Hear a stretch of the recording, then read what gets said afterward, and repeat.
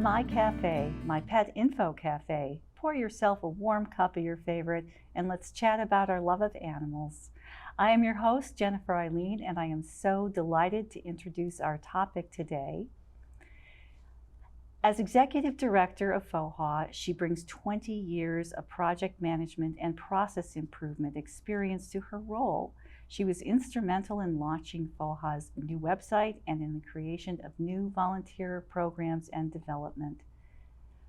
Laura manages daily operations, including animal care, staff, maintenance, volunteers, and special projects. Please meet Allison Morhoff, Executive Director, and Laura Eddy, Operations Manager, and please meet our very special guest, Scooter.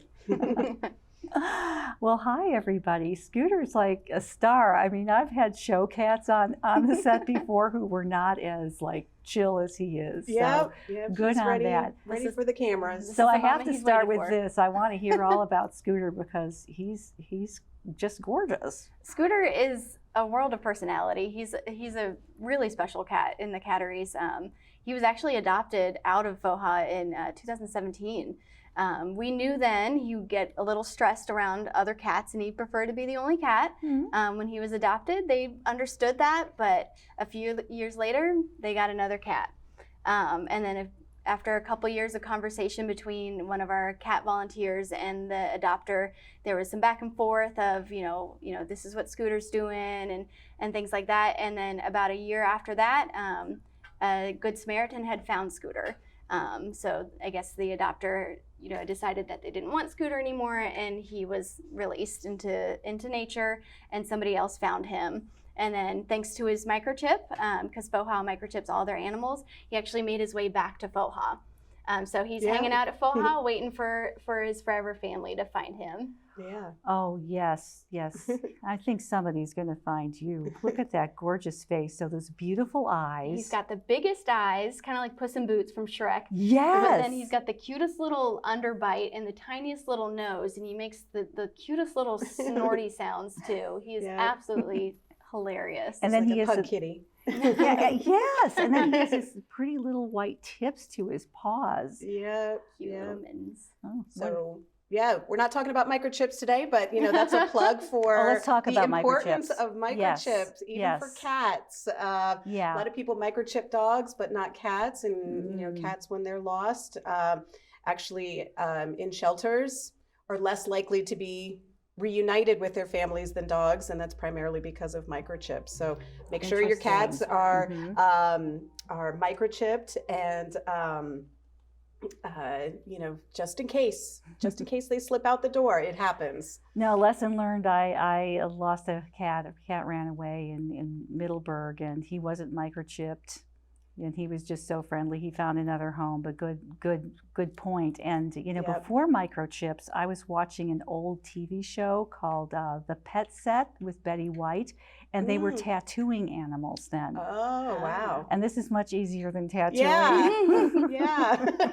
Definitely. I think so. Yep. Wow. Yep. And so you mentioned Good Samaritan. Who's that? Well, this was just a person that found Good Samaritan. Found him. Okay. He was actually in rough shape, so she took him to her local vet, got him kind of back to health, but they scanned for his microchip, and again, it came up as FOHA, and she reached out to us. And this is in Pennsylvania. So he was adopted. The adopter moved to Pennsylvania, but she drove him all the way back down for us to take him back. Okay. Well, welcome home. Welcome back to Virginia, gorgeous. You have such soft fur. It's very plushy. Yep.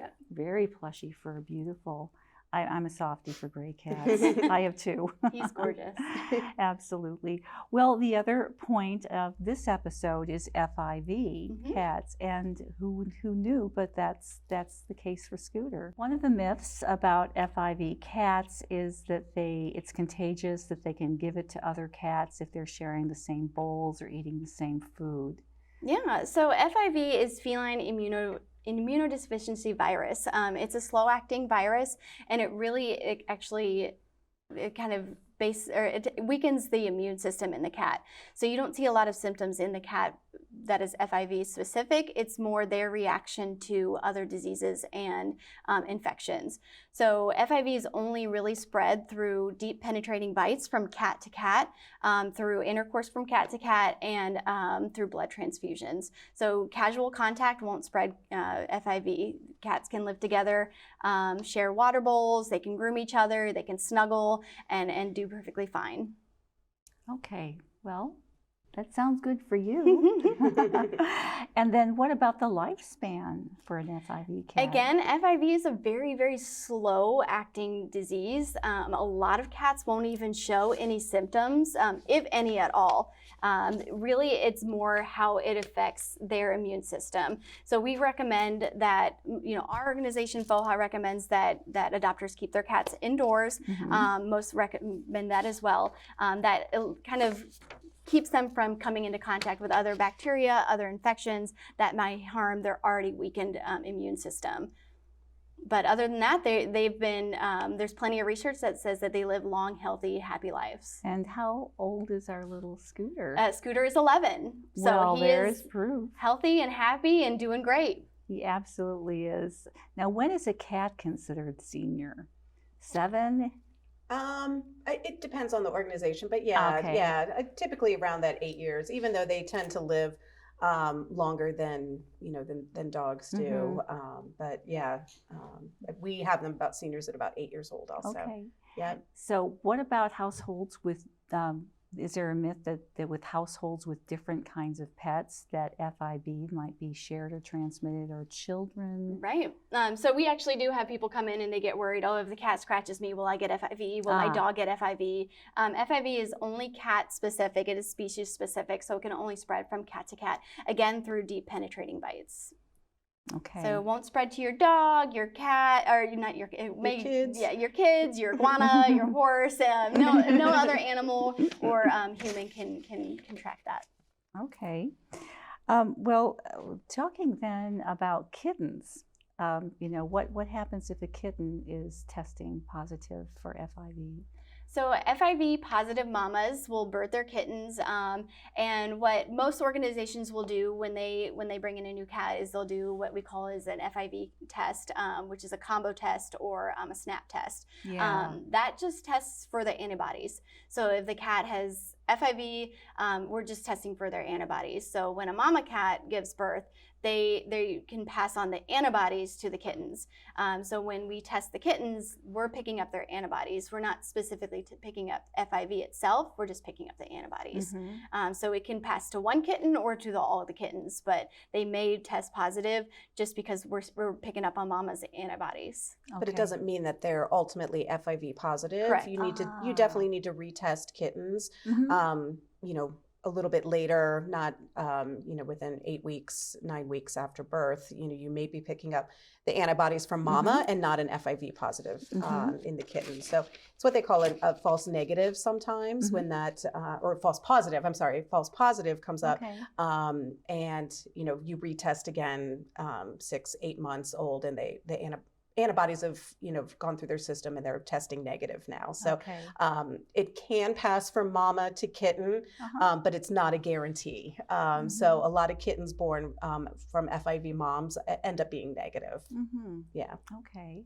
Let's talk about adopting and having a companion FIV cat. Allison, I understand you have one or more in your household? Yes, I adopted an FIV positive cat from Friends of Homeless Animals earlier this year. I have 2 cats already in my home that are non-FIV or FIV negative, and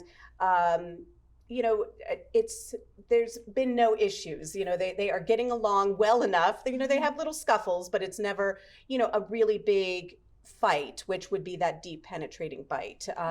They have not had any issues like that. If you're bringing an FIV positive cat into your home where you have a FIV negative, just with any introduction of a new cat into a home, you need to go very slowly. Start with your new cat in another room, introduce them through baby gates. So it's all about the introduction and going very slowly. And in most cases, they're going to be okay together, and you don't have to worry about them getting into a huge fight. So, mine, it was just all about that slow transition time and introductions, and we're going smoothly now. I'm not concerned at all about where are you going? I know. I'm not concerned at all about my 2 FIV negative cats getting FIV from Dahlia. Well, tell us about Dahlia. Yeah, Dahlia. Actually, Dahlia was at the shelter for quite a while. She's very shy. It didn't show well at the shelter.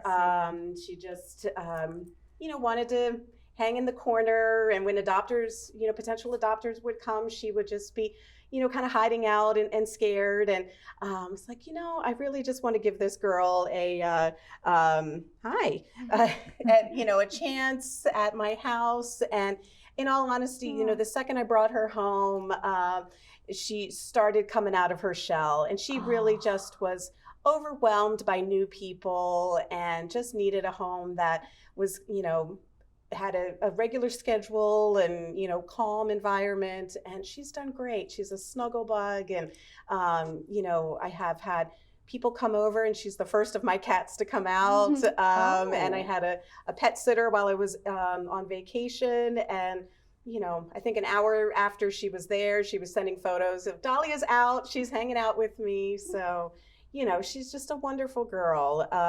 And, just like any cat, regardless, FIV positive, negative, they all deserve a chance. And even the shy ones, they're not all Mr. Personality right up front like Scooter here. Go for it, but,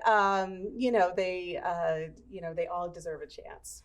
They do, and I think that's important to remember for when anyone's going into a shelter or any situation like that, to look for a pet, to think of all of them, and that little shy one hiding in the corner just may be out of her element and just needs a home like yours. Yeah, we have plenty of stories where the shy ones, just blossom in a home and do amazing with families. And and we've got beautiful catteries on our property, communal catteries, where when potential adopters come, the cats are out in the open, in an open room with couches and chairs, access to a screened-in porch. So, adopters can really come and see as much of their personality as they're willing to show at the shelter. But we have a special cattery just for the FIV cats. So on property, we are keeping them separate, even though, in a home, we're not concerned about them passing it. And we're honestly at the shelter, we're not all that concerned. We just, out of 100% caution, are just keeping them separate and together. And we've got, how many FIV cats do we have now? 5 or 6? Or? Right now we think we have 4. Well, and then 1 in foster. Yeah. 2 in foster. Yeah. So, we have plenty that, keep them company. So it's fine to have them separate and together. And so Scooter's just one of several that are available for adoption. And hope adopters come out and give them a chance. Yeah, you've got to give every cat a chance if you want to adopt one.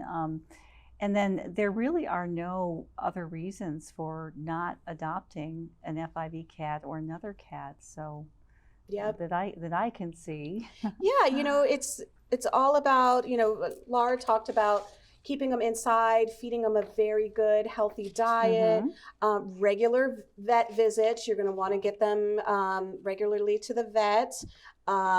Second, you see any type of a little cold, you want to get them in and get some medication, just because their immune system is not as strong as others, so they might not be able to fight it off as quickly. So, you may have a few more visits to a vet over the years than, another cat, but that's what we're here to do, is to take care of them and keep them healthy. So yeah. Yeah, and the virus doesn't keep them from fighting off infection. It just slows it down, slows the recovery a little bit more. Yeah. But they're still able to. So that's why the balanced diet really does help, keeping things consistent, keeping them inside, limiting their access to those other viruses that are out there.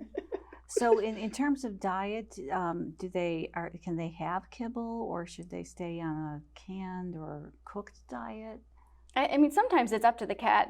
Some of our cats only want pate. Some of them only want stew. Yeah. We feed both. We feed kibble and canned food.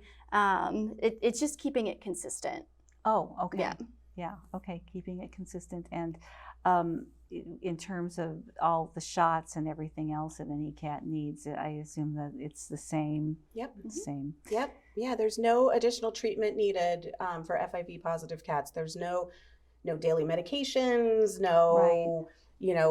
there's no additional vaccines or anything like that. It's just, monitoring them and keeping them healthy, which we would do anyway. Yeah, that's wonderful. And thanks for this.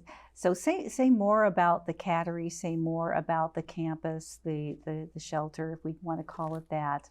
Yeah. FOHA. Yeah, we love calling it the campus. Yeah. I like campus. Yeah, we are, for those that don't know where we are, and we have so many people that come out for adoptions and they're like, we never knew you were here. It's something we hear over and over again. But we're in Aldie, Aldie, Virginia, just a little bit south of Gilbert's Corner, and have 40 amazing acres. Our founder purchased this property years and years ago.